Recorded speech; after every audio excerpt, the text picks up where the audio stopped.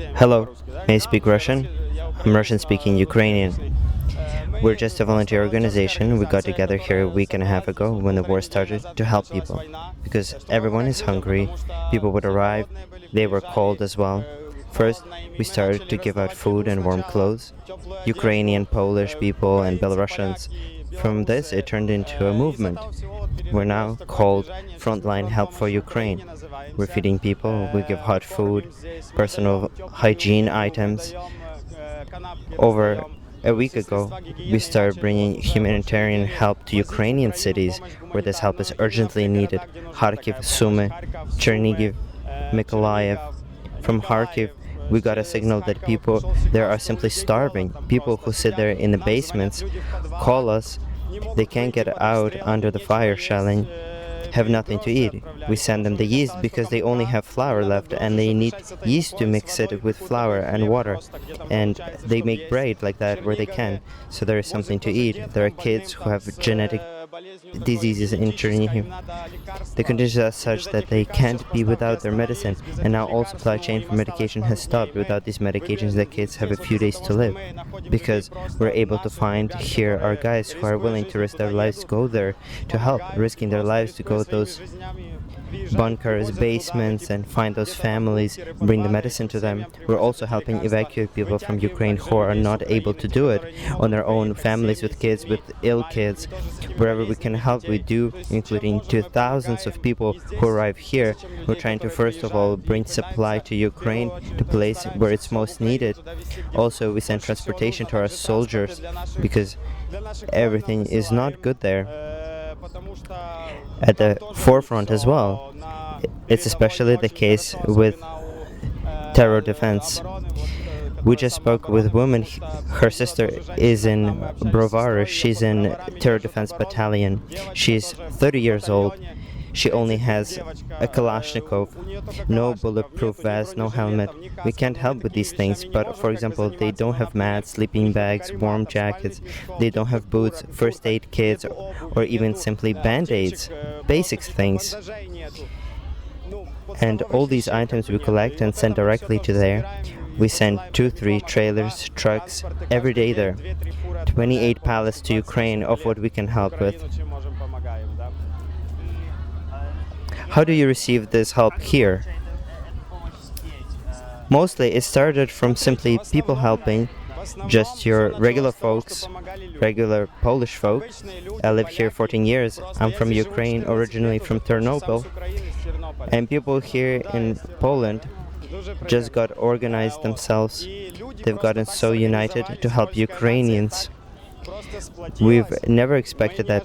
My wife and I tried to put together something from day one, from the very first day when the rockets hit Ukraine. We organized a collection point near our house, started collecting things. We thought people would bring a couple of boxes, but it was an entire neighborhood, all neighborhoods bring things by cars. Kids would bring their own toys, clothes, everything. Because we heard people were coming to the border and being cold, and we started first bringing these things to the border, and then we came here. We've heard on the second day of the war that people were in great need. Then it unfolded. Ukrainians, Polish people all came as volunteers. Now there are about 130 of us people, so we're taking shifts, but it was just regular folk from the beginning. We started bringing all of these, and in the beginning they tried to bring us, we held our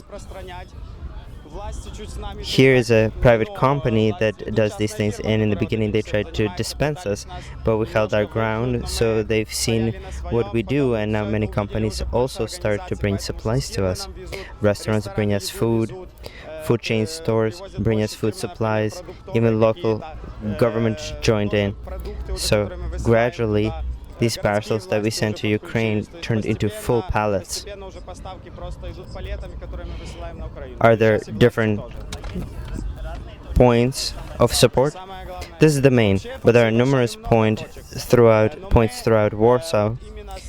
But we're the main point for a bus station. There's also a point at a train station, but they didn't have such a volunteer movement. So, for example, in the central, they suffered a collapse.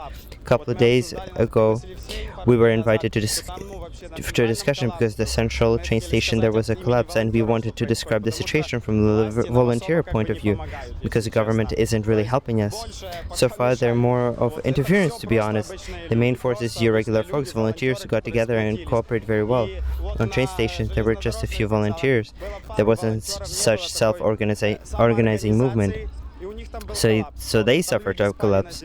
People were sleeping on the ground, there are paid restrooms, no food distribution. So at night we would go there to help distribute food that we had an excess of, because we have more opportunities here as more supplies come to us. But aside from the big train station, there are also location points in Warsaw, in Torvar, Medlinskaya. There's another train station near Warsaw.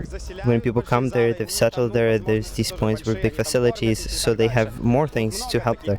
They also provide food, etc. There are many such points, but being staffed by large numbers of volunteers, so that point is able to welcome and help a large number of people. We're the largest one. How many people are here a day? How many people? Thousands. It's day and night. We already have some contacts. Our ladies volunteers already have some contacts with train stations. So they receive messages like train is coming. So it's hundreds of people coming by train. Then also people are coming by buses. 4, 5 buses at a time. 15 buses come during the course of one night. During the day, buses are coming constantly. Take a look at this movement. It's constant. Plus what you'll see if you go check out the main hall, and this concert non-ending, so it's not hundreds, it's thousands and thousands of people every day.